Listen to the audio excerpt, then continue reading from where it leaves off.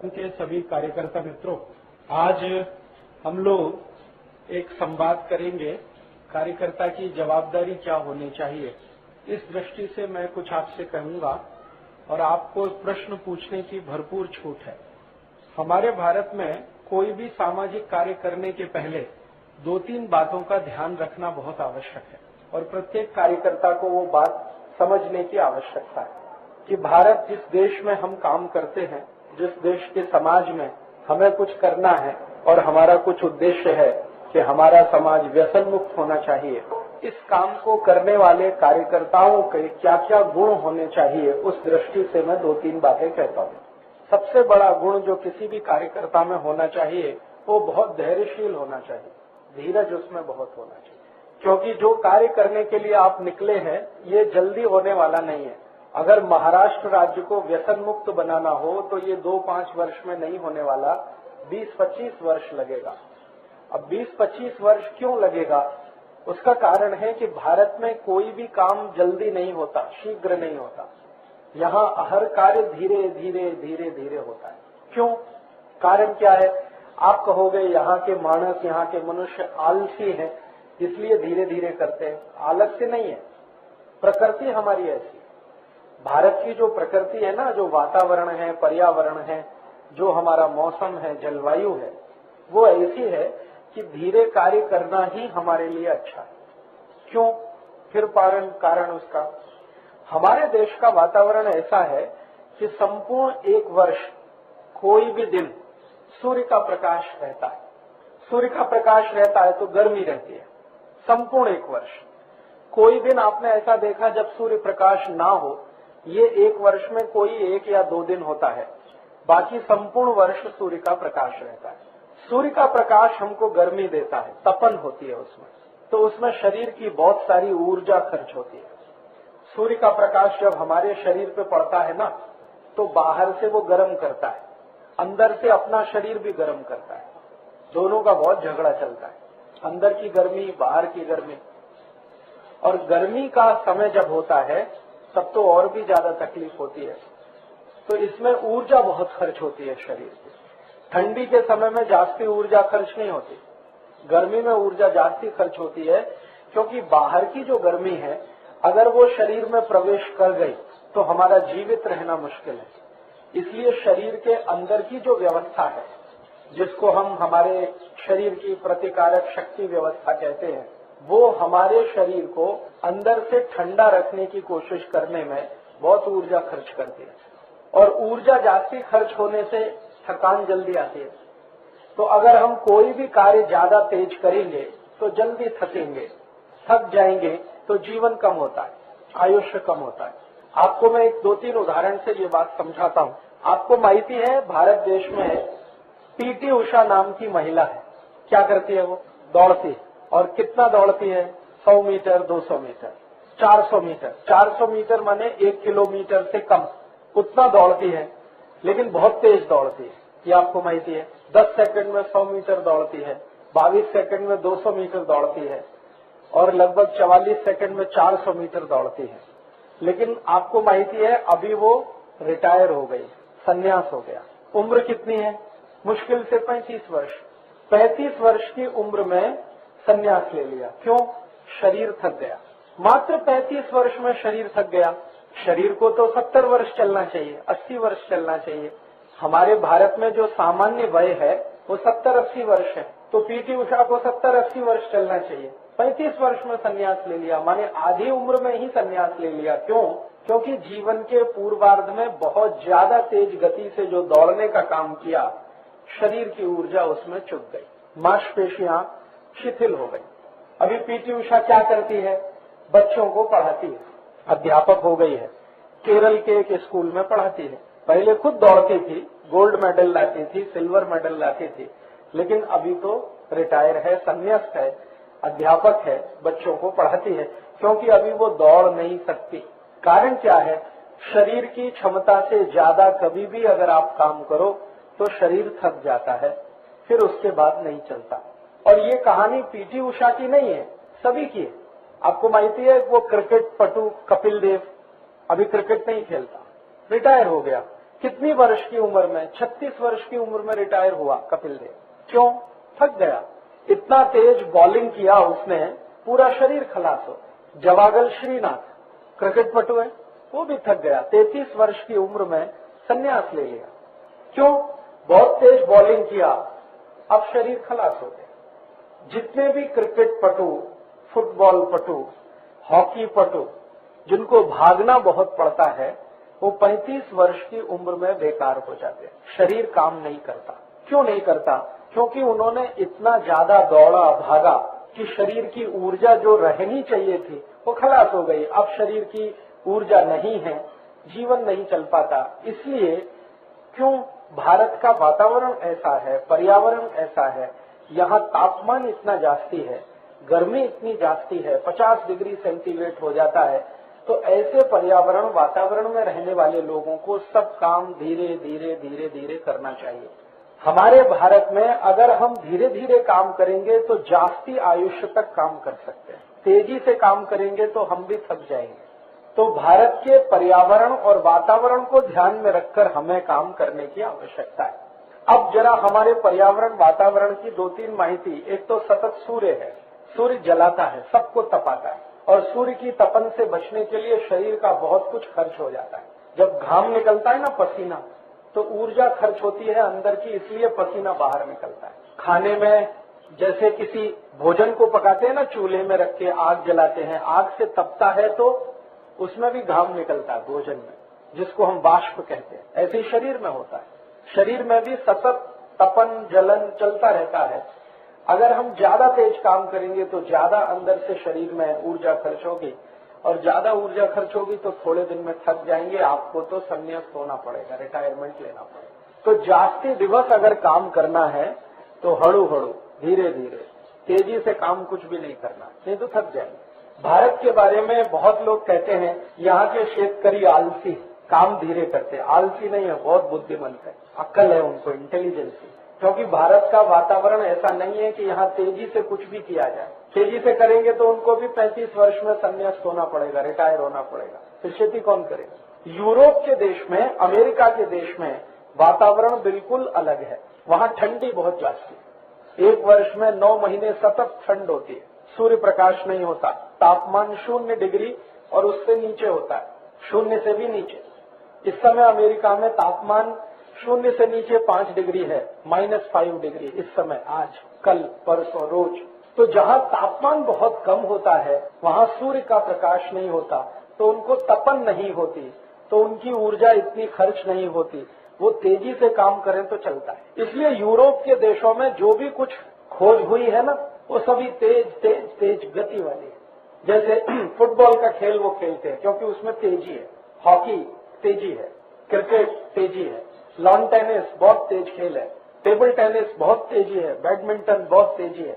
तो वहाँ तेजी वाले खेल है, और सवेरे से शाम तक खेलो तो भी ज्यादा तकलीफ की स्थिति नहीं है, क्योंकि सूर्य का प्रकाश इतना जास्ती नहीं है। भारत के खेल धीमे धीमे खेलने वाले, स्लो, क्योंकि सूर्य का प्रकाश जास्ती। देखो दुनिया में सबसे बड़ा आविष्कार क्या है, सबसे बड़ी खोज क्या है, वो है पहिया, व्हील। सबसे पहले भारत में इसकी शोध हुई, व्हील के। लेकिन हमने व्हील से, पहिए से बड़द गाड़ा बनाया, बैलगाड़ी, और यूरोप के देशों ने मोटर गाड़ी बनाई। हमने बड़द गाड़ी क्यों बनाई? धीरे धीरे, हड़ू हड़ू, धीरे धीरे जाने का। उन्होंने मोटर गाड़ी क्यों बनाई? तेजी से जाने का, क्योंकि उनको वो परवड़ता है तेजी से जाना, हमको नहीं परवड़ता, इसलिए हम बड़द गाड़ी में धीरे धीरे जाते हैं। अभी हम कहेंगे देखो ये बड़द गाड़ा चलाता, कितना मूर्ख आदमी है। मूर्ख हम है, वो तो बहुत अकल वाला है, क्योंकि भारत की प्रकृति और भारत के पर्यावरण को ध्यान में रखकर वो धीरे धीरे बड़द गाड़ा चलाता है। अभी बड़द गाड़ा धीरे चलाओगे, जास्ती दिवस तक चलेगा, बैल भी काम करेंगे। उसको तेजी से दौड़ाओगे, 2-5 साल में बैल खलास हो जाएंगे, बड़द गाड़ा भी टूट जाए। तो भारत में कोई भी काम करना है तो धीरे होता है, इसलिए हर कार्यकर्ता को धैर्यशील होना बहुत आवश्यक है। यहाँ कुछ जल्दी नहीं होने वाला है। अगर आपकी ऐसी कल्पना है कि हम 2 साल में महाराष्ट्र में क्रांति कर देंगे, 10 साल में भारत में क्रांति नहीं होने वाला। महात्मा गांधी जैसे आदमी को 35 वर्ष लगा क्रांति कर। आप तो महात्मा गांधी नहीं है, उसको 35 वर्ष लगा। और महात्मा गांधी को 35 वर्ष तभी लगा जब लोकमान्य तिलक ने 20 वर्ष काम करके कार्यकर्ता उसको दिए। लोकमान्य तिलक का काम शुरू हुआ 1894 से और 1915 तक सतत काम किया, लगभग 20 वर्ष। 1,20,00,000 कार्यकर्ता जमा किए, वो महात्मा गांधी को दिए। तब महात्मा गांधी को और 35 वर्ष लगा। तो हमारी ताकत तो गांधी जी से भी कम है, लोकमान्य तिलक से भी कम है, तो हमको कितना वर्ष लगेगा। इसलिए दिमाग में कार्यकर्ता को एक बात हमेशा ध्यान रखने का कि भारत में कुछ भी जल्दी नहीं होगा, जो भी होगा धीरे धीरे होगा और धीरे धीरे होना है। इसलिए हमको भी व्यसन मुक्ति का काम जो करना है वो धीरे धीरे करना है, तेजी से नहीं करना, नहीं तो थक जाएंगे, हार जाएंगे, फिर आप गाली देंगे हमको फंसा दिया व्यसन मुक्त युवक संघ में, क्योंकि बहुत निराशा आती है। जो लोग तेजी से काम करते हैं ना 2-5 साल में निराश हो जाते हैं। वो कहते हैं अभी तो क्रांति हुई नहीं, अभी इस देश में कुछ नहीं हो सकता, फिर गाली देना शुरू कर देते हैं। इससे क्या होता है, अपना मन दुखी होता है, सामने वाला जो सुनता है उसका और जास्ती दुखी होता है। तो इसलिए मेरा आपको सभी को पहला जो निवेदन है वो ये कि कार्यकर्ताओं को धैर्यशील होना, धीरजवान होना, समय के साथ चलने की ताकत रखने वाला होना, ये बहुत आवश्यक है। कुछ भी जल्दी नहीं होगा। आपको सीधा हिसाब बताता हूँ। 1857 में भारत में आजादी लाओ आंदोलन शुरू हुआ और 1947 में पूरा हुआ। 90 वर्ष लगे, जबकि उस आंदोलन को करने वाले 6,40,000 क्रांतिवीर थे। 6,40,000 आप तो नहीं है, तभी 90 वर्ष लगा। तो इसलिए आपको कार्य करना है तो ये मानकर करना है कि ये धीमे होगा, तेजी से नहीं होगा। ये तो पहला गुण, कार्यकर्ता को धैर्यशील होना, धीरजवान होना, ये बहुत आवश्यक है। अधीरता अगर आप में आई, जल्दबाजी आपने किया, आप अपना नुकसान करेंगे, संगठन का उससे भी ज्यादा नुकसान होगा। क्योंकि आप अधीर होके, निराश होके संगठन छोड़ के जाएंगे तो 10 लोगों को आप कहेंगे कुछ होने वाला नहीं है, सब अपने घर में बैठो, तो फिर तो कुछ नहीं होने वाला है। इसलिए कोई भी काम जल्दी करने का नहीं। और आपको ये समझने की आवश्यकता है कि भारत के जो पुराने लोग हैं उन्होंने हर काम धीरे करने के लिए बोला, सावकाश जा। क्यों ऐसा क्यों नहीं बोला, पटकन जा, लवकर जा, ऐसा नहीं, सावकाश, हड़ू हड़ू खाना, धीरे धीरे खाओ, तेजी से मत खाओ, जल्दी जल्दी नहीं। हर काम इस देश में धीमे है, धीमे चलो, धीमे बात करो, धीमे खाना खाओ, कुछ भी धीरे धीरे करो ताकि ऊर्जा ज्यादा खर्च ना हो। क्योंकि हमारी बहुत ऊर्जा सूर्य से लड़ने में खर्च होती है, बहुत ऊर्जा खर्च होती है, आपको माहिती नहीं।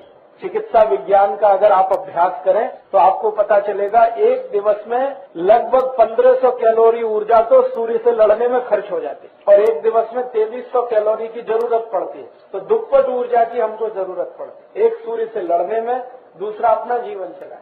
अब ये सूर्य को तो बंद नहीं कर सकते नहीं, तो अपने को बदल करना ये होशियारी है, ये इंटेलिजेंसी है। तो अपने को बदल करना माने धीरे काम करने की आदत डालना, वो तो बहुत आवश्यक है। जल्दी कुछ भी नहीं करना। कोई गांव आपने संकल्प किया कि इसको व्यसन मुक्त बनाने का है, तो ऐसा संकल्प नहीं करना कि 1 वर्ष में बनाने का, 6 महीने में बनाने का, 3 महीने में बनाने का, 2 महीने, ये बहुत खतरनाक है, होगा नहीं।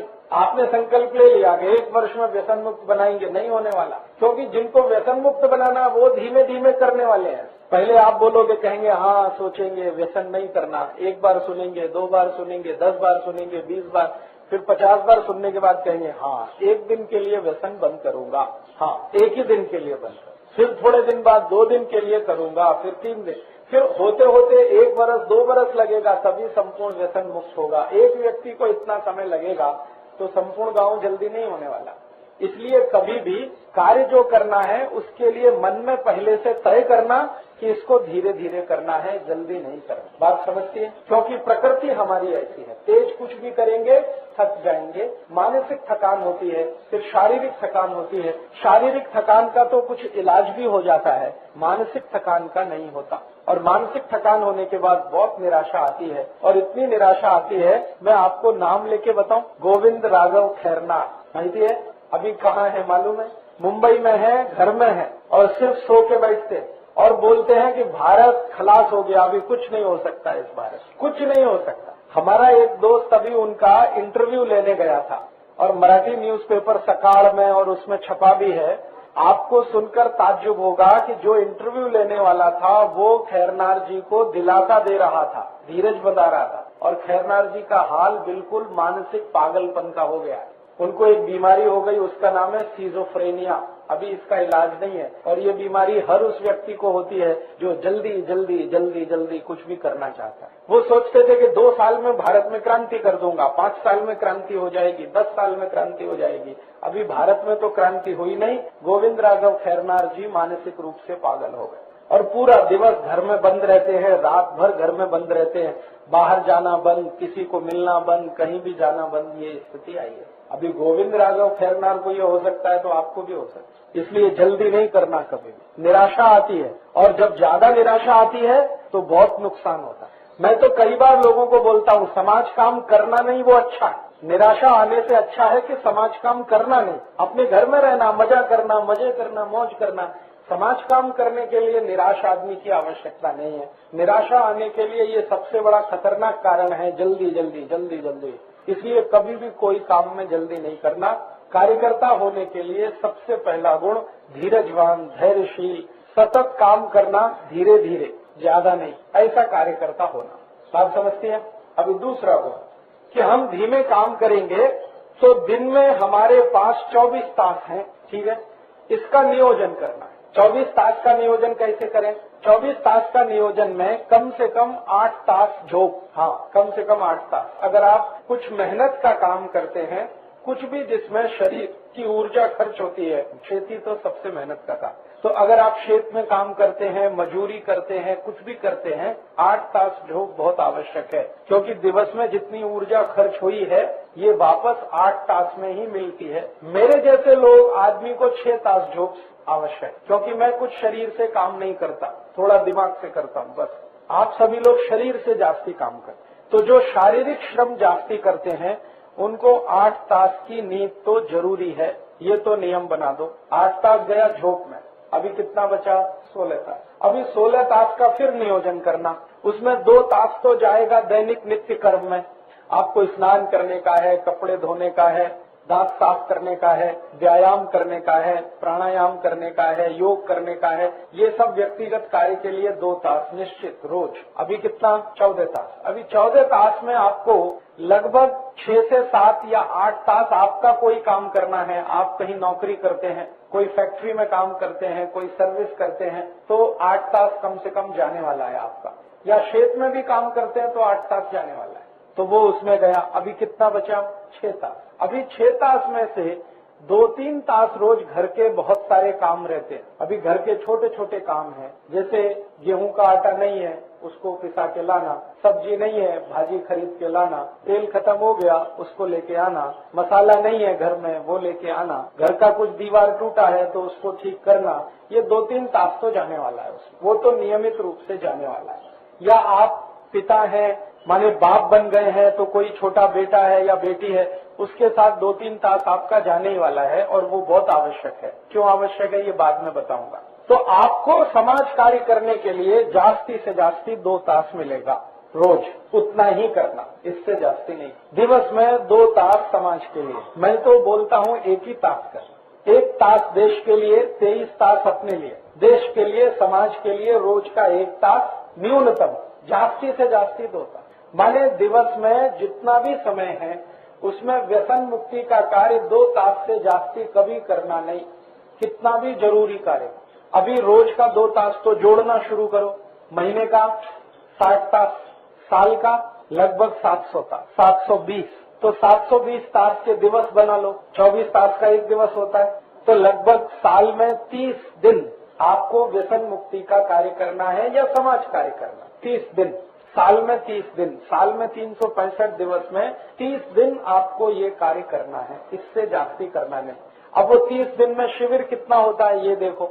हर साल में एक शिविर तो होता है 7 दिवस का, 7 दिवस, तो 30 दिन में 7 दिन ये गया। अभी कितना? 23 दिन। 23 दिन आपको काम करना है आपके गांव में। फिर कभी कभी एक वर्ष में 2 दिन ये भी चला गया, कल और आज का शिविर, तो 21 दिवस काम। तो इसमें क्या होगा, आपके जीवन में तनाव नहीं आएगा और अगर आप इसको ऐसा सोच के चलेंगे कि रोज 5-6 घंटे काम करना है या पूरा दिवस काम करना है, तो बहुत तनाव आने वाला है। आजकल मैंने देखा है एक फैशन हुआ इस देश में, समाज काम करने वाले लोगों ने संस्था बना के सरकार से फंड्स लेके काम करना शुरू किया। उनको एनजीओ कहते हैं, नॉन गवर्नमेंट ऑर्गेनाइजेशन, और वो कहते हैं हम फुल टाइमर है, फुल टाइमर। बहुत खतरनाक शब्द है ये, फुल टाइमर।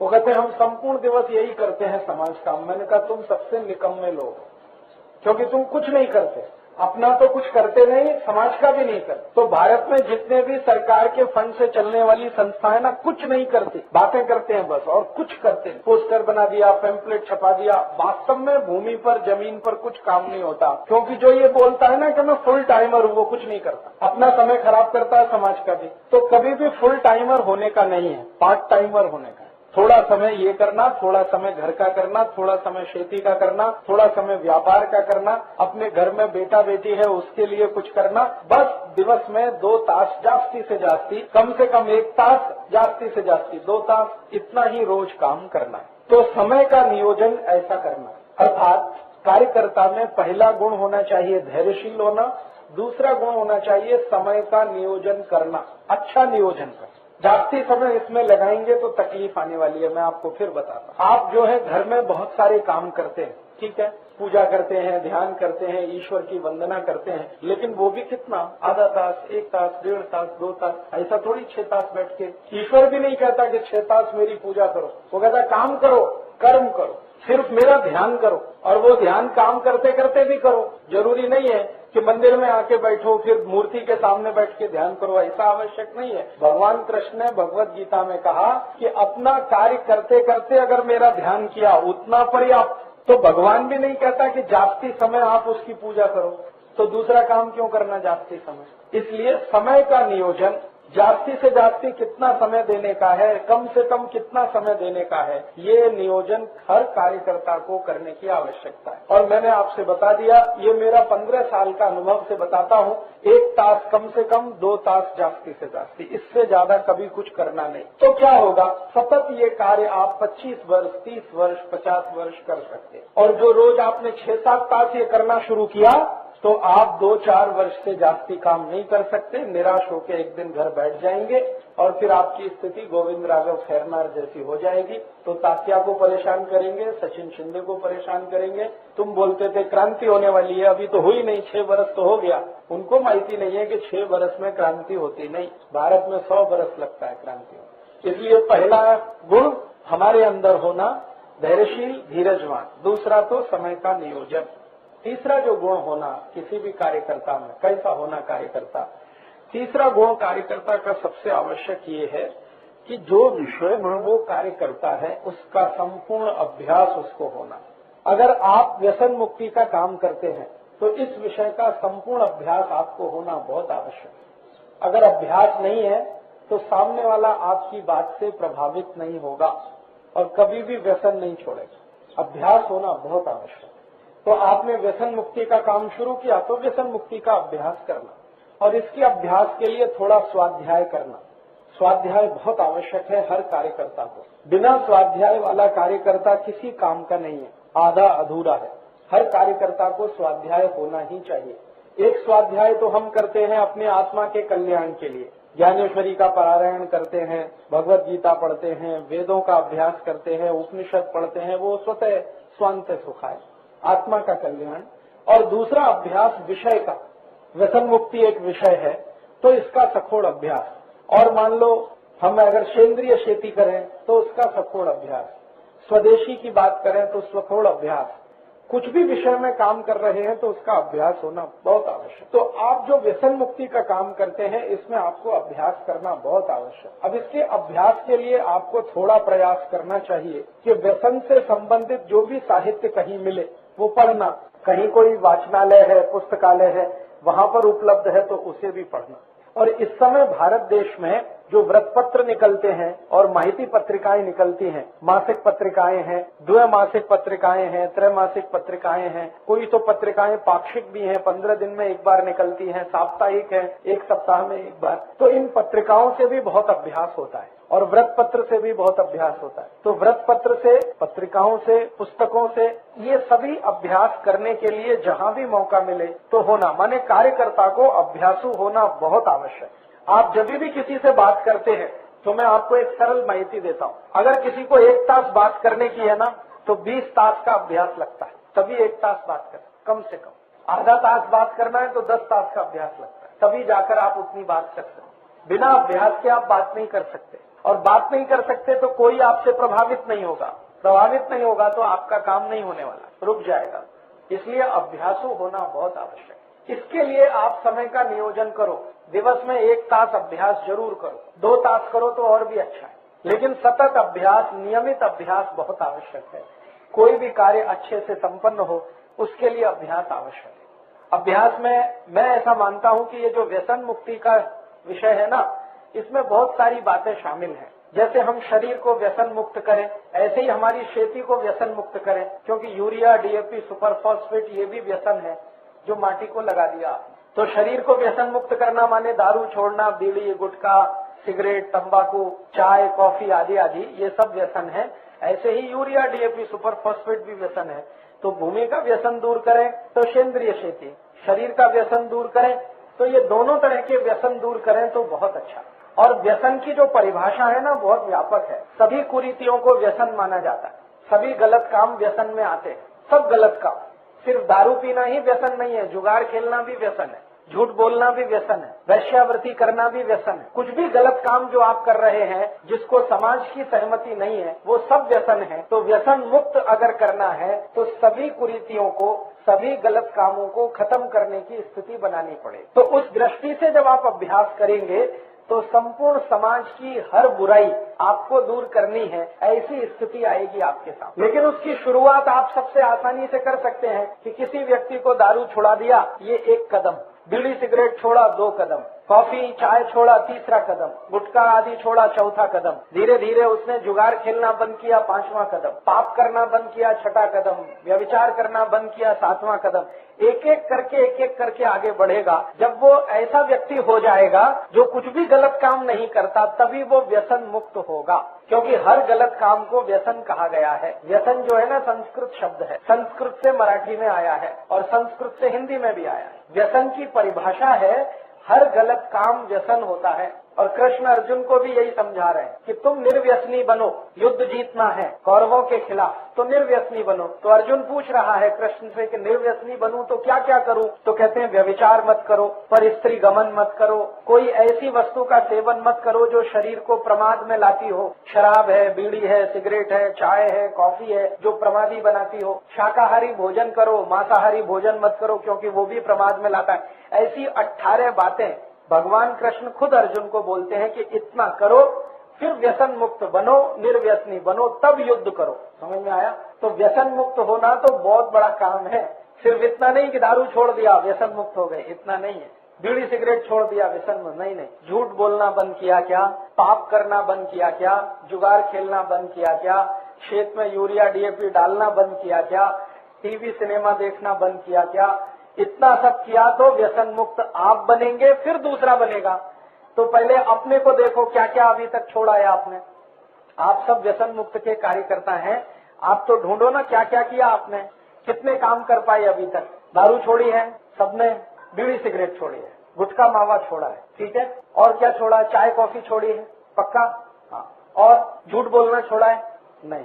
देखिए, व्यसन भी 2 होते हैं, एक तो तन का और एक मन का। तन का व्यसन तो यह है दारू, बीड़ी, गुटखा, जुगार, पान, मावा, सिगरेट, शराब, कॉफी, चाय, ये सभी तन का व्यसन है। मन का व्यसन झूठ बोलना, चोरी करना, किसी को भी मूर्ख बनाना, हाँ, और मूर्ख बना के किसी से लूट लेना, तो ये सभी मन के व्यसन है। गाली देना, दुर्व्यवहार करना, किसी को मारपीट करना, किसी को गुस्सा करना, ये सभी मन के व्यसन है। पर स्त्री गमन करना, किसी की बहन बेटियों को गलत नजर से देखना, ये सब मन के व्यसन है।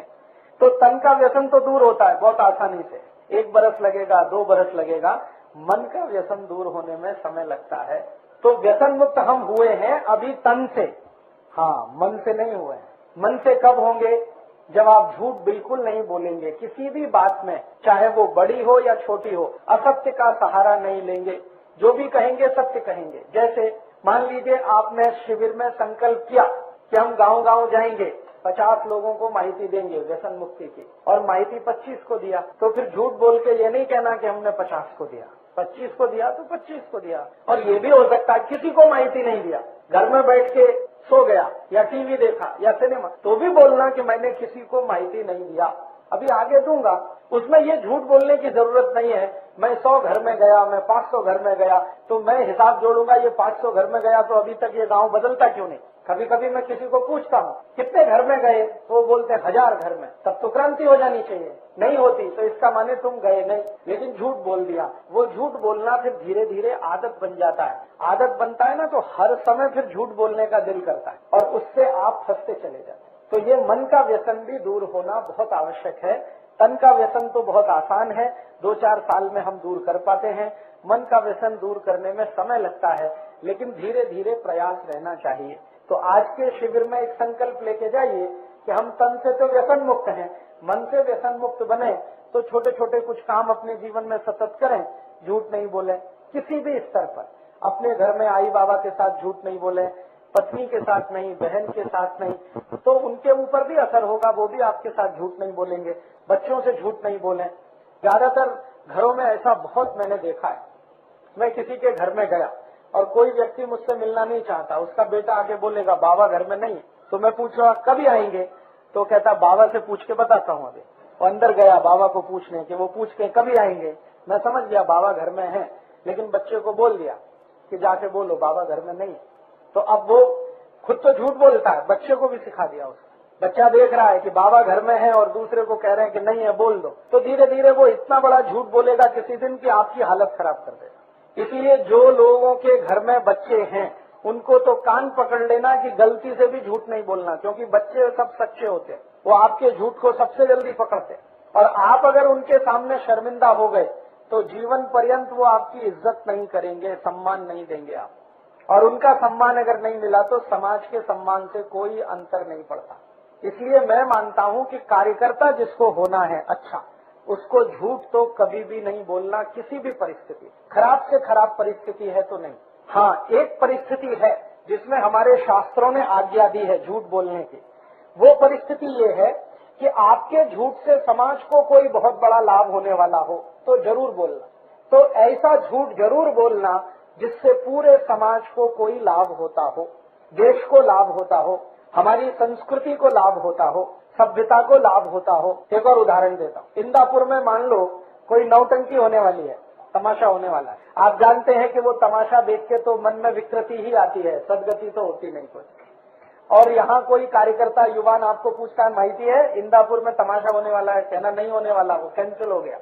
पहले होने वाला था, अभी कैंसिल हो गया, वो आ नहीं रहे हैं, उनका बस का एक्सीडेंट हो गया, वो ट्रेन का एक्सीडेंट हो गया, अभी कोई नहीं आ रहा है वहाँ।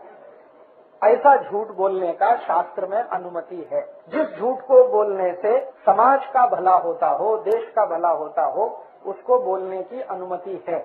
इतनी ही है, इससे जास्ती नहीं। ठीक है, तो कार्यकर्ता को कैसा होना, 3 माहिती। पहली धैर्यशील होना, धीरजवान होना, दूसरी समय का नियोजन, और तीसरा सत्य बोलने वाला होना, और एक चौथी बात मैंने बीच में कही, अभ्यासु होना, सतत अभ्यास करना। 5वां एक गुण चाहिए कार्यकर्ता में, वो बहुत आवश्यक है, ईमानदारी। एकदम ईमानदार होना। ईमानदारी इस स्तर की कि आपको 1000 रुपए दिए कि जाओ ये काम करने का है, 1000 रुपए, व्यसन मुक्त युवक संघ के 1000 रुपए लेके जाओ। अभी उसमें से 870 खर्च हुए तो 130 रुपए वापस आने ही चाहिए, और जिसने दिए उसको हिसाब उसका मिलना ही चाहिए। भले वो बाद में 130 रुपए आप वापस मांगो कि अभी मुझे और जरूरत है, तो ठीक है, वो अलग बात है, लेकिन ईमानदारी इस स्तर की कि हमने जो कुछ खर्च किया, संगठन का हो या हमारा हो, उसका पाई पाई का हिसाब हमको माहिती होना चाहिए, हिसाब से पक्का होना चाहिए। इसको मैं दूसरी भाषा में कहता हूँ, हर कार्यकर्ता को जेब का पक्का होना चाहिए। जो जेब का पक्का नहीं है वो कार्यकर्ता होने के लिए मुश्किल करेगा। हमारे भारत में यही एक दुर्गुण सबसे ज्यादा इस समय फैला हुआ है। कोई भी पुढ़ारी ऊपर स्तर पर जेब का पक्का नहीं है। इसलिए भ्रष्टाचार भ्रष्टाचार भ्रष्टाचार, हर वर्ष हिंदुस्तान में 77,000 कोटि रुपए का भ्रष्टाचार होता है, पुढारियों के द्वारा, अधिकारियों के द्वारा, और 30-32 हजार कोटि का, माने 1 लाख कोटि रुपए तो भ्रष्टाचार में ही जाता है, क्योंकि जेब का पक्का कोई भी नहीं है। पहले कोई पक्ष वाले कहते थे हम ईमानदार हैं, लेकिन अभी उनकी भी धोती खुल गई है सबकी, कोई ईमानदार नहीं। अभी थोड़े दिवस पहले देखा, खासदार लोग संसद में प्रश्न पूछने का रिश्वत खाते हैं। अभी इससे ज्यादा नीचाई और क्या होगी। हम उन खासदारों को चुनकर भेजते हैं संसद में प्रश्न पूछने के लिए, और उनके पगार पर कोटि-कोटि रुपए खर्च करते हैं इसी काम के लिए। तो ये अगर जेब के पक्के होते तो ऐसा नहीं होता ना। अभी मैंने तो इस बार ये देखा कि जो खासदार पैसा खाते हैं, रिश्वत खाते हैं, वो साधारण नहीं है, उच्च सुशिक्षित है। उनमें से एक खासदार तो जो पकड़ा गया वो इंजीनियर है, अमेरिका से पढ़ के आया, डबल ग्रेजुएट है, बीई किया, बीटेक किया, अमेरिका से पढ़ के आया, सुशिक्षित है, और वही सबसे ज्यादा पैसा खाता है। तो ये जो हमारे मन में बैठा हुआ है कि सुशिक्षित है तो नहीं खाएगा भ्रष्टाचार, ऐसा कुछ नहीं है। सुशिक्षित भी भ्रष्टाचारी है, अशिक्षित तो जो है सो है। इसलिए इसका ध्यान हमेशा रखना है। कल को मान लो हम में से कोई खासदार बना और जेब का पक्का नहीं है, तो पूरे व्यसन मुक्त युवक संघ का नाम डुबो देगा। तो हम में से कोई ऐसा ना बने, इसके लिए सतत प्रयास करने की आवश्यकता है, और ये प्रयास आप पूरी ताकत और ईमानदारी से करें, वो बहुत आवश्यक है। जेब का पक्का होना कार्यकर्ता को बहुत ही आवश्यक है। और एक गुण जो कार्यकर्ता में होना बहुत आवश्यक है, मैं उसको एक दूसरे भाषा में कहता हूँ, जेब का पक्का एक गुण, लंगोट का पक्का ये और भी आवश्यक है। क्योंकि आजकल क्या हो गया है कि समाज काम करने के लिए जब आप एक दूसरे के परिवार में जाएंगे और अगर आपका चरित्र पूरा खरा नहीं है, तो आप तो बहुत बुरी स्थिति पैदा करने वाले, बहुत बुरा हाल होता है। मैंने बहुत लोगों को देखा है, बहुत चीजों में अच्छे हैं, अभ्यासु है, मन में बहुत ईमानदारी भी है, सत्य भी बोलते हैं, लेकिन लंगोट के पक्के नहीं है तो धर धरा के सब गिर जाता है। तो ये तो बहुत ही आवश्यक, चरित्र से खरा होना, लंगोट का पक्का होना, जेब का पक्का होना, फिर लंगोट का पक्का होना। मेरा मानना है कि ये 2 गुण तो हर एक में कंपलसरी होने ही चाहिए। अगर ये 2 गुण नहीं है तो आप कोई समाज काम नहीं कर सकते। अपने को आप झूठ बोल रहे हैं, दूसरों को भी झूठ बोल रहे हैं। कार्यकर्ता होने के लिए जो सबसे पहली 2 प्राथमिक शर्त है, उनमें से एक है जेब का पक्का होना, दूसरा लंगोट का पक्का होना, चरित्र से खरा होना। कोई भी उंगली नहीं उठा सके कि इसके मन में कोई खोट है। और मैं आपको एक बात बता देता हूँ कि अगर आपके चरित्र में कहीं भी थोड़ी गड़बड़ी है ना, ढिलाई है, वो तुरंत समझ में आती है। ऐसा नहीं है कि आप उसको छुपा लें। और घर की जो महिलाएं होती है ना, उनको सबसे जल्दी समझ में आती है। ईश्वर ने, भगवान ने स्त्रियों को एक ऐसी शक्ति दी है जो पुरुष के पास नहीं है। वो किसी को देख के बता सकती है कि ये लंपट है कि ईमानदार है, चरित्र में ऊंचा है कि नीचा है। ये ईश्वर ने बड़ी जबरदस्त शक्ति महिलाओं को दी है, पुरुष को नहीं है। पुरुष नहीं बता सकता। महिलाएं तो आंखें में देखकर बता देगी कि ये आदमी खराब है, चरित्र का अच्छा नहीं। मेरी आई मुझे बताती है, मेरे घर में बहुत लोग आते हैं मुझे मिलने के लिए, हमारा दरवाजा हमेशा खुला, कोई कोई दिन तो 100 लोग आ जाते। मेरी आई सबको देख के बताती है ये आदमी बराबर नहीं है, अगली बार ये आना नहीं चाहिए घर में। और फिर मैं जब देखता हूँ, चेक करता हूँ, तो वो बात बराबर खरी निकलती। उसकी आंखों में एक्सरे मशीन फिट है। तो एक बार मैंने मेरी आई को पूछा तुमको कैसे समझता है, तो उसने कहा ये सब आई को समझता है। और आप जब व्यसन मुक्ति का काम करेंगे तो परिवारों से संपर्क तो आने ही वाला है, घरों से संपर्क तो आने ही वाला है, और घरों में महिलाएं तो होती ही हैं, उनकी नजरों से आप बच नहीं सकते। इसलिए अपने मन में कहीं भी थोड़ी भी कहीं कमजोरी है तो पहले उसको ठीक करो, उसके बाद किसी के घर में प्रवेश करो। नहीं तो कल को कोई शिकायत आई तो काम तो एक बाजू में रह जाएगा, जिंदगी आपकी उसी शिकायत को दूर करने में निकल जाएगी। इसलिए हमें 2 स्तर पर बहुत पक्का होने की जरूरत है कार्यकर्ताओं को। एक तो जेब से पक्का होना, दूसरा लंगोट से पक्का होना। ये 2 गुण तो सबसे पहले चाहिए, बाकी बाद में आए तो चलेगा। अभ्यासु होना बाद में होगा तो चलेगा। आप मान लो आज अभ्यासु नहीं है, 2 साल बाद हो जाएंगे, 3 साल बाद हो जाएंगे, सतत सुनते सुनते अभ्यास हो जाएगा, वो चलेगा। 5 साल बाद भी अभ्यासु हो तो चलेगा। मैं तो कई बार ये कहता हूँ जीवन पर्यंत नहीं हो पाए तो भी चलेगा, लेकिन जेब का पक्का पहले हो जाओ, लंगोट के पक्के पहले हो जाओ, अभ्यासु बाद में भी हो तो चल जाए। समय का नियोजन नहीं कर पाते तो भी चल जाए, धैर्यशील नहीं रह पाते तो भी चल जाए। लेकिन ये 2 चीजें तो एकदम ऐसी हैं जो तत्काल होनी चाहिए, और उसके लिए आपको थोड़ा अपने स्तर पर काम करने की जरूरत है। लंगोट का पक्का होने के लिए मैंने एक बार और भी कहा था पिछली बार शिविर में, वो फिर दोहराता हूँ कि आपके मन में व्यसन ना आए, किसी को भी देखकर आपके मन में व्यसन ना आए, ऐसी कुछ स्थिति बनाने के लिए थोड़ा प्रयास करने की जरूरत है और वो हो जाता है। कोई भी कर सकता है इसको। एक तो मैंने पहले बताया था, याद है किसी को? क्या बताया था? एक बार पिछले शिविर में प्राणायाम बताया, याद है ना? तो सतत 5-7 मिनट प्राणायाम किया करो और 3-4 प्राणायाम बहुत आवश्यक हैं। अपने शरीर की वासना को नियंत्रण में रखने के लिए 3-4 प्राणायाम बहुत आवश्यक। उनमें से एक प्राणायाम है जिसका नाम है कपालभाति, दूसरा है अनुलोम विलोम, तीसरा है भस्त्रिका, चौथा है भ्रामरी।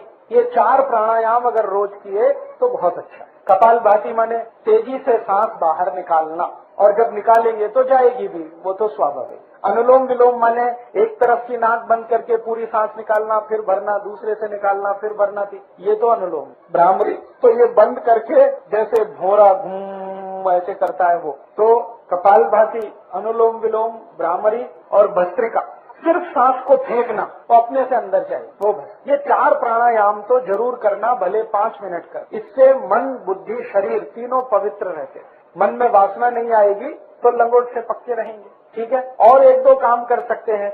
हळद का जास्ती उपयोग करना, किसी भी वासना को ठीक करने में हळद सबसे अच्छी औषधि है। दूध पीना तो हळद डाल के पीना, भाजी में हळद लेना, और अभी ताजा हळद आती है ना तो भोजन के साथ खाना। हळद का ताजा रस 1 चम्मच रोज सुबह लेना। जिनको भी अपनी वासना पर संयम नहीं है, मन में कुविचार आते हैं, गलत विचार आते हैं, उनके लिए है। जिनको है उनको आवश्यकता नहीं। तो ये स्थिति आपकी बनेगी तो आप कुछ बड़ा समाज काम कर सकेंगे।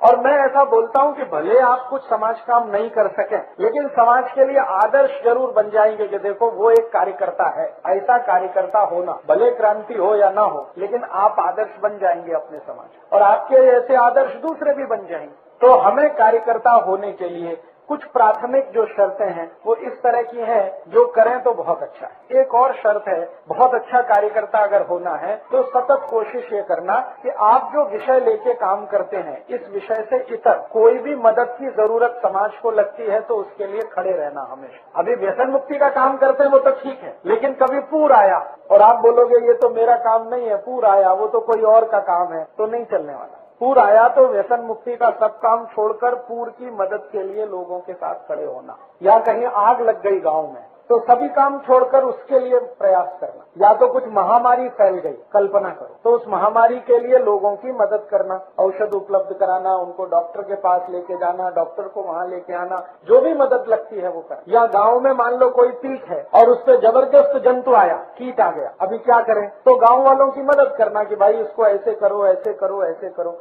वो समय अपने विषय की बात ही नहीं करना। जब भी समाज को आपकी मदद की जरूरत है तो सभी कार्य छोड़कर मदद के लिए उपस्थित रहना। जैसे अभी एक कत्ल खाना खुलता है सोलापुर में, तो व्यसन मुक्ति का काम तो नहीं है, लेकिन वो कत्ल खाना बंद होना ही चाहिए। इसके लिए अगर हम ताकत लगाएंगे तो कल को कत्ल खाना बंद कराने वाले जो लोग, जिनका वही विषय है, वो आपके साथ आएंगे। तो जब भी समाज को आपकी मदद की आवश्यकता पड़े तो आप उस मदद के लिए तैयार रहना, ये बहुत आवश्यक है। आज ये नहीं हो पा रहा है। अलग अलग संगठन है, सबने अपने अपने विषय लेके काम करना शुरू किया, दूसरे को कुछ भी मदद लगती है वो साथ में नहीं आते, तो ना वो आगे बढ़ते हैं ना दूसरा आगे बढ़ते। पूरे भारत में हजारों की संख्या में संगठन काम करते हैं, एक ही विषय को लेके करते हैं, लेकिन समाज की मदद के लिए कभी आगे नहीं आते। तो समाज भी उनकी मदद के लिए आगे नहीं आता, वो अपने घर में रहते हैं, समाज अपने रास्ते चलता है। तो कभी भी समाज को आपकी मदद की जरूरत अपेक्षा है, उस समय सब काम छोड़कर वो मदद के लिए जाना बहुत आवश्यक है। किसी भी कार्यकर्ता को ये गुण होना बहुत आवश्यक है। और एक गुण और होना आवश्यक है किसी भी कार्यकर्ता को, वो गुण ये है कि कभी भी किसी को मजाक नहीं करना। जैसे आप किसी को व्यसन मुक्त बनाना चाहते हैं, वो व्यक्ति बहुत दारू पीता है, ठीक है पीता है, अभी उसका कोई कमजोरी है जिसके कारण वो पीता है, तो उसको दारू से बाहर निकालना ये हमारा कर्तव्य है, लेकिन कभी उसके लिए टीका नहीं करना, टिंगल नहीं करना, उसका मजाक नहीं करना, क्योंकि जैसे ही आपने टीका किया, टिंगल किया तो आपका सारा काम व्यर्थ। उसको ये मान के कोशिश करना कि इसको कोई बहुत बड़ी कमजोरी है शरीर में। देखिए व्यसन जब आता है ना शरीर में, तो शरीर की कमजोरी से आता है, दुर्गुण वो नहीं है। बहुत लोग कहते हैं कि ये व्यसन करता है इसलिए इसमें गुण कम है, गुण की कमी नहीं होती है, वो व्यक्ति को शरीर में कुछ कमजोरी आती है। कमजोरी क्या आती है?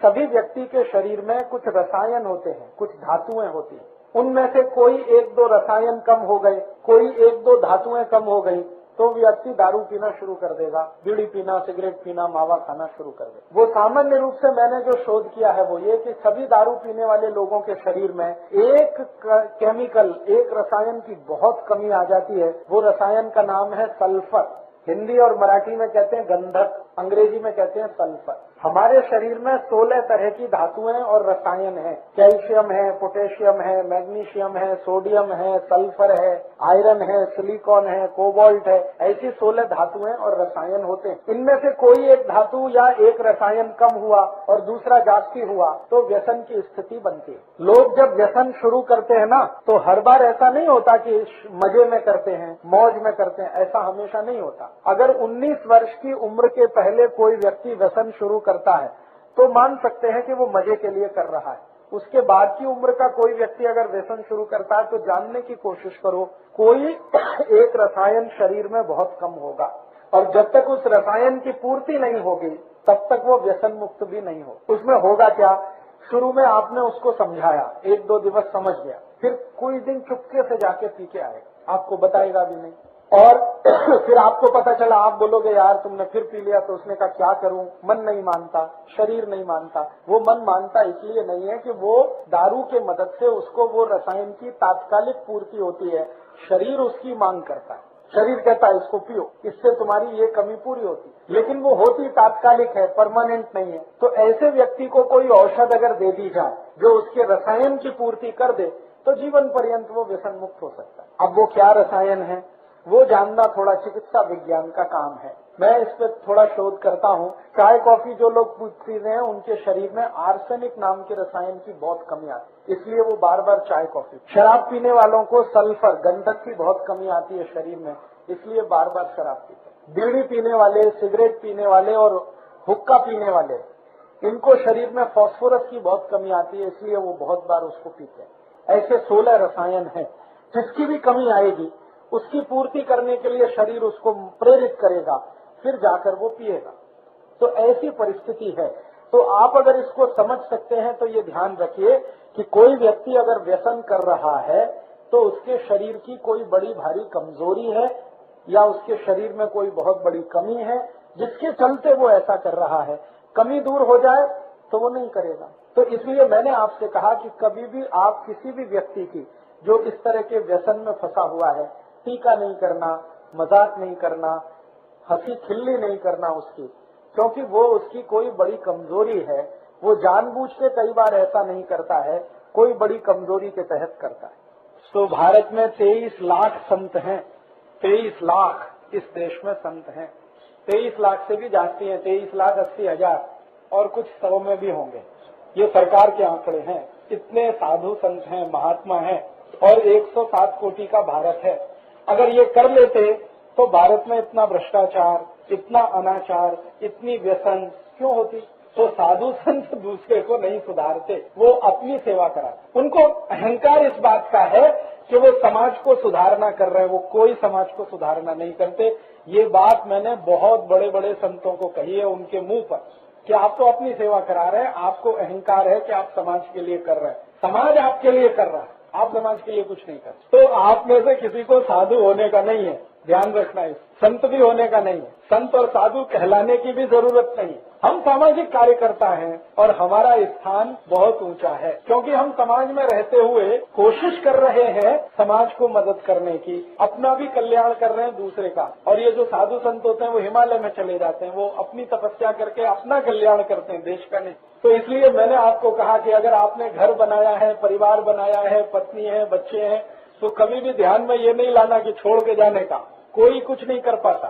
मैंने बड़े बड़े संतों को देखा है जिन्होंने घर छोड़ दिया, वो और परेशान है। हाँ, तो मैं कहता हूँ नहीं छोड़ते तो अच्छा था, क्योंकि इधर से भी गए उधर से भी गए, दोनों तरफ से गए। तो इसलिए मैं आपको ये कहता हूँ कि आपने घर बसाया, परिवार बसाया, घर संसार चलाते हैं, दुकान चलाते हैं, बिजनेस करते हैं, धंधा करते हैं, सर्विस करते हैं, खेती करते हैं, जो करते हैं वो ईमानदारी से करते करते ये करने का है।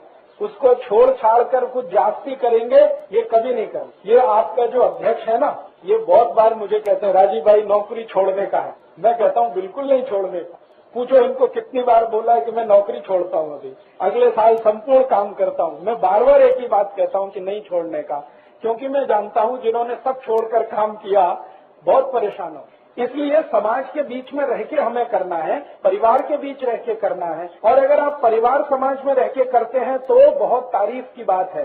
सब छोड़ के तो आपके पास कुछ है ही नहीं करने को, तो यही करेंगे और क्या करेंगे। जब भी सब करते हुए करेंगे तो तारीफ की बात। और या तो एक दूसरी स्थिति कि घर परिवार बसाने का ही नहीं, शुरू से तय कर लिया कि हमको यही करने का है, तो उसमें दुविधा नहीं रहती। दुविधा तब आती है जब आपने घर परिवार बसा लिया, फिर आप सोचते हैं कि इसको छोड़कर हम निकले तो बड़ा काम होगा, जास्ती क्रांति होगी, जल्दी होगी। ऐसा कुछ होता नहीं। क्रांति जब होगी तब होगी। हाँ, वो तो मैंने आपसे कहा जल्दी होने वाली नहीं है, जब होगी तब होगी, लेकिन घर आपके हाथ से जाएगा। आप असंतुष्ट रहेंगे, दूसरे लोग भी आपको देखकर असंतुष्ट बनेंगे, क्योंकि वो कोई आदर्श स्थिति नहीं होती है। आदर्श स्थिति जो है ना, वो यही है कि हम समाज के बीच में रहकर ये सब करें। और मैं बड़े उदाहरण आपको देता हूँ, अब आपको जल्दी समझ में। रामचंद्र जी के बारे में सब जानते हैं, भगवान राम के बारे। अगर भगवान राम संन्यास लेते तो क्या नहीं ले सकते थे? ले सकते थे। जब 14 वर्ष का वनवास मिल गया तो कह देते कि अब तो सन्यासी होना ही अच्छा, लेकिन सन्यास नहीं लिया। वनवास में भी सन्यास नहीं लिया, पत्नी को साथ लेके गए। वो चाहते तो सीता को कहते जाओ, अभी तुम्हारा मेरा क्या लेना देना, तुम तुम्हारे घर चली जाओ, पिताजी के पास जाओ, दूसरी शादी कर लो, कुछ कर लो, मैं तो अब गया 14 साल के लिए वनवास। ऐसा नहीं कहा। उन्होंने कहा कि मैं वनवास जा रहा हूँ, सन्यासी होने नहीं जा रहा हूँ। वनवास माने राजमहल से दूर रहूंगा, लेकिन समाज के बीच में रहूं। तो जंगल में रहने वाला जो समाज है, जिसको हम आदिवासी कहते हैं, वनवासी कहते हैं, उनके बीच में रहूंगा और उनकी जो समस्याएं हैं उनका समाधान करूं। तो वो निकल गए 14 साल के लिए। और कहाँ रहे? जंगलों में रहे। जंगलों में कहीं भी मिले तो साधु संतों को वंदन किया, प्रणाम किया, लेकिन कभी भी खुद साधु संत होना है ऐसा नहीं तय किया। उनके गुरु थे वशिष्ठ और एक थे विश्वामित्र। दोनों ने बहुत समझाया, मेरे जैसे हो जाओ, माने गुरु हो जाओ। उन्होंने कहा कि आप अपनी जगह रहिए, मैं ऐसे ही रह के कुछ करूंगा। तो उन्होंने क्या किया, गांव गांव घूमे, वन वन गए, 14 साल घूमते रहे देश भर में। जहां जो समस्या मिली उसको समाज के लोगों की मदद से हल किया। कोई भी समस्या मिली, उस समस्या को हल करने के लिए अयोध्या से कुछ नहीं मंगाया, अपने राज्य से कुछ नहीं मंगाया, न सेना मंगाई, न पैसे मंगाए, न बंदूक मंगाई, न तीर कमान मंगाया। वो मंगाते तो कुछ भी आता। और कहानी तो ये है कि भरत सब कुछ लेके आए थे उनके लिए, तो भरत को वापस कर दिया कि लेके जाओ, ये सेना मुझे नहीं चाहिए, पैसा भी मुझे नहीं चाहिए, ये तुम्हारे राज्य का है, तुम लेके जाओ। मैं तो जिस समाज में हूँ इसी में रह के सब करने वाला। अगर पैसे की जरूरत पड़ेगी तो ये समाज मुझे देगा, सेना की जरूरत पड़ेगी तो ये समाज काम करेगा। मुझे अयोध्या की सेना से कुछ करने का नहीं है। ये बहुत बड़ी सीख है हमारे लिए।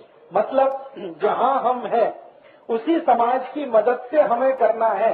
सेंट्रल गवर्नमेंट से कोई फंड आएगा, बंडा तात्या हमको कुछ पैसा भेजेंगे या सचिन शिंदे कहीं से फंड इकट्ठा करके भेजेंगे, तो ये होने वाला नहीं है। हाँ, आप हैं वहीं रहते हुए उनके बीच से संसाधन इकट्ठे करते हुए आपको काम करना। राम के जीवन से तो ये सीखने की आवश्यकता। उन्होंने तो पूरी जिंदगी गांव गांव, वन वन घूम घूम के समस्याओं का और उस समय में समस्या सबसे बड़ी ये थी कि जो दुष्ट लोग थे, राक्षस प्रवृत्ति के, वो संत लोगों को परेशान करते थे। ये सबसे बड़ी समस्या थी।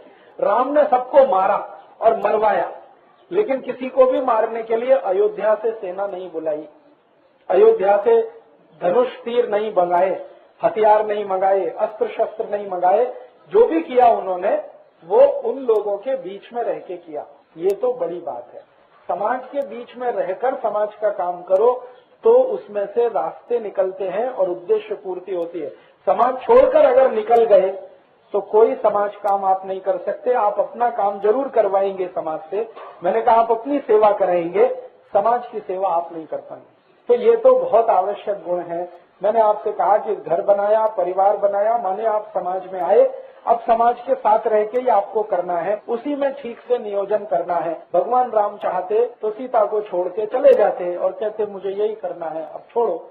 हम तो उनसे सीखे। 14 साल रखा साथ में, दुख हुआ, सुख हुआ, तकलीफ हुई, जो भी हुई, लेकिन वो साथ में रहकर ही सब किया हुआ। आप भी अपने मन में से ये निकाल देना कभी भी, क्योंकि कभी कभी कुछ कार्यकर्ता मुझे खत लिख देते और फोन भी कर देते हैं, राजीव भाई घर छोड़ दूं क्या, घर में पटता नहीं, बीवी मना करती है, मैं ये करना चाहता हूँ, झगड़ा होता है, अभी क्या करने का। तो मैं उसको कहता हूँ कि व्यसन मुक्ति का काम बंद करने का, पहले घर का काम करने का। क्योंकि जो बताया है घर तो पहले उसको चलाना। जब भी ठीक से घर का काम होने लगेगा तो व्यसन मुक्ति का भी होने लगेगा। घर छोड़ के, परिवार छोड़ के, आई बाबा को छोड़ के, पत्नी बच्चों को छोड़कर कुछ करना हो, ये तो बिल्कुल सोचने का नहीं। फिर अभी कुछ कार्यकर्ताओं ने मुझे बार बार पूछना शुरू किया, गुरुकुल कभी बनता है? अभी ठीक है, बनता है, हम बच्चों को छोड़ के लग जाएंगे। मैंने कहा बहुत खतरनाक काम है, बहुत खतरनाक है। मैंने गुरुकुल इसके लिए थोड़ी बनाया कि हम अपने बच्चों को वहां भर्ती करके लग जाएंगे। ये तो बहुत खतरनाक है भाई, ये करने का नहीं है। बच्चों को अगर रखा है तो अपने साथ ही रखने का कारण मैं बताता हूँ उसका। गुरुकुल बहुत अच्छा है, मैं आपको कल्पना करके बता सकता हूँ कि हम 8 कोटि रुपए उसमें खर्च कर दिया, इतना अच्छा बना है, सब तरफ से अच्छा है। लेकिन वो आई बाबा की पूर्ति नहीं कर सकता। वो बहुत अच्छा है गुरुकुल, भोजन बहुत अच्छा है, गाय बहुत अच्छी है, दूध मिलता है, भात भी अच्छा मिलता है, भाकरी भी अच्छी मिलती है, सब अच्छा मिलता है वहाँ खाने को, लेकिन आई बाबा नहीं मिलते। वो कहाँ से लाऊंगा मैं? और बच्चे को गुरुकुल से जास्ती आई बाबा की जरूरत होती है। तो हमने गुरुकुल बनाया है और उसको हम चलाने वाले भी हैं उन बच्चों के लिए जो गुरुकुल के बिल्कुल बाजू में रहते हैं। जहाँ हमने गुरुकुल बनाया उसके बाजू में 19 गाँव है। 19 गाँव में एक भी शाला नहीं है, तो वहाँ के विद्यार्थी पढ़ते नहीं है। और वो गरीब इतने हैं कि मुंबई में भेज के पढ़ा नहीं सकते। मुंबई वहाँ से 100 किलोमीटर दूर है, ठाणा वहाँ से 60 किलोमीटर दूर है। उनके पास इतना पैसा नहीं कि बस से बच्चों को भेजें, तो वो अशिक्षित हैं, उनको शिक्षा नहीं मिल पाती। शिक्षा से मतलब ज्ञान नहीं मिल पाता। हस्ताक्षर करना शिक्षा नहीं होती है, ज्ञान लेना। तो हमने गुरुकुल उनके लिए खोला है और सबसे ज्यादा हम उन्हीं विद्यार्थियों को लेने वाले हैं। और वो क्या है, सवेरे आएंगे, शाम को जाएंगे। कुछ विद्यार्थी वहाँ ऐसे होंगे जिनके आई बाबा है नहीं, तो वो गुरुकुल में रहेंगे। उनके लिए हॉस्टल बनाया है, उनके लिए छात्रावास बना। लेकिन गुरुकुल इनके लिए नहीं बनाया कि कराज का कोई बोलता है मेरे बच्चे को रख लो, उसके लिए नहीं है गुरुकुल। गुरुकुल है नजदीक के विद्यार्थियों के लिए। नहीं तो आप सोचोगे कि हम तो भर्ती करें और हम व्यसन मुक्ति का काम नहीं होने वाला। उसमें 2 तकलीफ आएगी। पहली तकलीफ तो आपको आएगी, दूसरी उस बच्चे को आएगी, क्योंकि 3-4 घंटे तो वो पढ़ लेगा, फिर उसको आई चाहिए, बाबा चाहिए, तो वो है नहीं। और अध्यापक आई बाबा हो नहीं सकते। अगर सब अध्यापक आई बाबा होते तो आई बाबा की जरूरत नहीं थी। बच्चे को सबसे जास्ती परिवार का जो चाहिए वो तो वहाँ नहीं मिलता है। इसलिए हमारी तो ये इच्छा है कि जो नजदीक वाले हैं वो सवेरे आए, शाम को जाए, अपने आई बाबा के साथ मजा करें। दिन में गुरुकुल में रहे, शाम को वहाँ जाए। और जिनके आई बाबा नहीं है वो हॉस्टल में रहें, क्योंकि उनके पास कोई व्यवस्था नहीं। लेकिन जिनके पास ये व्यवस्था है तो आप इतना दूर अपने बच्चों को वहाँ भेजें, वो अच्छा नहीं होगा। क्योंकि थोड़े दिन बाद क्या तकलीफ आएगी वो बताता। आपके बच्चे आपसे दूर हो जाएंगे, थोड़े दिन के बाद वो आपके घर ही नहीं आएंगे, वो कहेंगे गुरुकुल अच्छा, क्योंकि वहाँ थोड़ी सुविधा ज्यादा है। सुविधा कैसी ज्यादा है? वहाँ पंखा अच्छा है, फर्श बहुत अच्छा है, उसमें संगमरमर लगा हुआ है, फिर ऐसा है। और आपके घर में ये शायद नहीं हो, तो वो फिर परिवर्तन वो देखेंगे। देखो अपने घर में ऐसा नहीं, वहाँ ऐसा है, अपने घर में ऐसा नहीं, वहाँ ऐसा है, अपने घर में ऐसा नहीं, वहाँ ऐसा है। ये जो उन्होंने करना चालू किया तो वो आपसे दूर हो जाएंगे। दूर हो जाएंगे तो फिर अंत में लगेगा हमारे आई बाबा खराब है, वो इतना भी नहीं कर सकते। फिर अंत में आपका घर टूट जाए। तो गुरुकुल घर टूटने के लिए नहीं बनाया है, अंत में यही होता है। ज्यादातर बच्चे जो हॉस्टल में पढ़ते हैं ना, वो सब आई बाबा से दूर हो जाते हैं और फिर जिंदगी में इतने खराब काम करते हैं। तो बच्चे को आई बाबा की सबसे ज्यादा जरूरत है, फिर उसके आजी आजोबा की जरूरत है, फिर और जो पड़ोसी है उनकी जरूरत है। और उन सब की जरूरतों को कोई दूसरी चीज पूरी नहीं कर सकती। इसलिए आप कोशिश ये करो कि आपके गांव के नजदीक गुरुकुल बनाओ, नजदीक, जहां बच्चे पढ़ सकें, वापस अपने घर आ सकें। और बच्चों को पास रखने की 2 तरह की जरूरत है, आई बाबा को भी और बच्चे को भी। दोनों एक दूसरे के पूरक हैं। बच्चा जो होता है ना, वो आई बाबा का सबसे बड़ा मेडिसिन है, औषधि है। उससे बड़ी औषधि दुनिया में कोई नहीं। ये तो मैं जानता हूँ, क्योंकि मैं इलाज करता हूँ ना, चिकित्सा। मेरे पास जब ऐसे लोग आते हैं जिनको 10 बरस शादी को हो गया, 15 बरस शादी को हो गया, बच्चा नहीं है, उनकी तड़प मैं समझता हूँ। वो कितने परेशान हो, कहाँ जाते हैं, हजारों मील दूर किसी मंदिर में, मस्जिद में मन्नत मांग रहे हैं, एक बच्चा चाहिए, बच्चा चाहिए, क्योंकि वो उनके लिए मेडिसिन का काम करता है। मेडिसिन क्या होती है? देखो, सारी बीमारियां जो है ना, मन से शुरू होती है, शरीर में बाद में आता है। माइंड से सब कुछ शुरू होता है, शरीर में बाद में आता है। अभी जैसे आपको बहुत तनाव आ गया, कोई कारण से, कुछ कारण से तनाव आता है जीवन में, गुस्सा भी आता है, क्रोध भी आता है, तनाव। तो कोई कारण से बहुत तनाव आ गया, कोई कारण से बहुत गुस्सा आ गया। लेकिन आपके घर में कोई बेटी या बेटा है, कितना भी तनाव हो, कितना भी गुस्सा हो, वो अगर हंसते हुए आपके सामने आ गया तो सब तनाव खलास, गुस्सा भी खलास। है मेडिसिन के नहीं? जो काम करने में मेरी औषध को 3 दिन लगता है, वो आपके बेटा या बेटी ने 1 मिनट में कर। तो बच्चे को आई बाबा की जरूरत है, आई बाबा को बच्चे की जास्ती जरूरत है। हमारे बहुत सारे कार्यकर्ता हैं आपस में झगड़ा करते हैं, पति पत्नी, और आपको सुनकर आश्चर्य होगा कि इतना झगड़ा होता है कि कोई कल्पना नहीं है, लेकिन डाइवोर्स नहीं होता, तलाक नहीं होता, क्योंकि बीच में एक बच्चा रहता है, वो दोनों को पकड़ के रखता है। बहुत झगड़े होते हैं, इतने झगड़े की कल्पना नहीं हो सकती। वो उसको गाली देगा, वो उसको गाली देगी, और खराब से खराब गाली, फिर भी तलाक नहीं होता। उसका मैं आश्चर्य से पूछता हूँ क्यों नहीं होता। मारपीट भी होती है, फिर भी तलाक नहीं होता, क्योंकि बीच में एक बच्चा है जिसने पकड़ रखा दोनों। वो रेलवे लाइन होती है ना, 2 अलग अलग है, लेकिन बीच में वो स्लीपर है, वो लकड़ी का लगा रहता है ना, बोल्ट से जुड़ा रहता है। तो ऐसे ही होते हैं बच्चे। तो आई बाबा को पकड़ के रखने में उनकी सबसे बड़ी भूमिका है, और न सिर्फ वो पकड़ के रखते हैं बल्कि सुधारना करते हैं। दुनिया में एक बहुत बड़ा फिलोसफर हुआ, वो अंग्रेज था, लेकिन उसका ज्ञान बहुत अच्छा था। उसका नाम था जॉर्ज बर्नार्ड शॉ। हाँ, बहुत ऊंचा विद्वान आदमी था। मैं उसकी इज्जत करता हूँ क्योंकि उसकी विद्वता ऊंची थी, इसलिए नहीं कि वो अंग्रेज था। उसने बहुत अच्छी बात कही और मैंने इस पर बहुत चिंतन किया। उसने अंग्रेजी में कहा, child is the father of the man. बच्चा जो है ना, अपने माँ बाप का बाप है। माने आई बाबा का आई बाबा जो ही है, वो बच्चा है। क्या होता है, कई बार पति पत्नी जो है ना, ऐसी छोटी छोटी बातों पे झगड़ा करते हैं जो मूर्खतापूर्ण होती हैं, लेकिन बच्चे उनका समाधान कर देते, बहुत अच्छे से कर। फिर उनको बाद में समझ में आता क्या मूर्खता की बात थी जिस पे झगड़ा किया। तो ऐसे समय में हमेशा हमको उनकी जरूरत होती है। तो बच्चों को हमारी जरूरत है, वो ठीक है, हमको उससे जास्ती उसकी जरूरत है, क्योंकि हमको सुधारणा होनी है, और वो सुधारणा हर समय होती है। कोई भी व्यक्ति सबसे ज्यादा ईमानदारी के साथ शर्मिंदा हो सकता है तो अपने बच्चों से ही होता है। सबसे ज्यादा ईमानदारी। दूसरों के साथ तो बहुत टेढ़ा मेढ़ा व्यवहार करता है, लेकिन अपने घर में नहीं कर पाता है। मैंने पता नहीं एक बार आपको बताया कि नहीं, कार्यकर्ता कैसा होना चाहिए।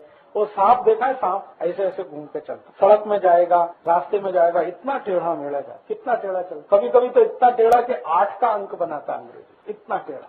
लेकिन अपने घर में घुसता है तो एकदम सीधा जाता है कि नहीं, देखा है कि बिल्कुल ऐसा ही चाहिए कार्यकर्ता। घर के बाहर कितना भी टेढ़ा मेढ़ा चले, लेकिन घर में घुसे तो एकदम सीधा चाहिए, तभी वो सच्चा कार्यकर्ता है। सीधा चाहिए माने उसके घर में जो आई बाबा हैं, बेटे बेटी हैं, पति पत्नी है, उसके साथ एकदम उसको सीधा होना चाहिए। ये सांप से सीखने की जरूरत है। ये जो प्रकृति है ना, इसमें जो भी पशु पक्षी है ना, इन सबसे सीखने को मिलता है। तो सांप जो सबसे खतरनाक हम मानते हैं, उससे भी ये सीखने को मिलता है कि घर में जाओ तो बिल्कुल सीधे, वहाँ कुछ टेढ़ा मेढ़ा नहीं करना, क्योंकि घर में कम से कम 2 लोग ऐसे हैं जिनके सामने तुम्हारा टेढ़ा मेढ़ा चलेगा नहीं। एक तुम्हारी आई और तुम्हारी पत्नी, दोनों के सामने टेढ़ा मेढ़ा नहीं चलता। हाँ, और उसके पीछे बहुत गहरा विज्ञान है कि यही 2 ऐसे व्यक्ति हैं, एक आई और पत्नी, जिसने आपको बहुत बार बिल्कुल नंगे देखा है और आप उसके साथ कुछ छुपा नहीं सकते। इसलिए ये कहा गया है कि घर में जाओ तो बिल्कुल सीधे जाओ, बाहर कुछ थोड़ा टेढ़ा मेढ़ा हो गया तो चलेगा, घर में नहीं।